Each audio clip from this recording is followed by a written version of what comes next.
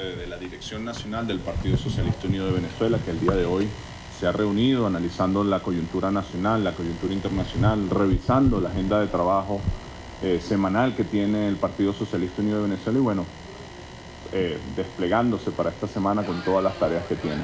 Primero que nada queremos saludar el proceso que se hizo el día de ayer en Colombia, lamentar el resultado, por supuesto desde nuestro corazón bolivariano, desde nuestra conciencia bolivariana, siempre apostaremos a la paz en Colombia.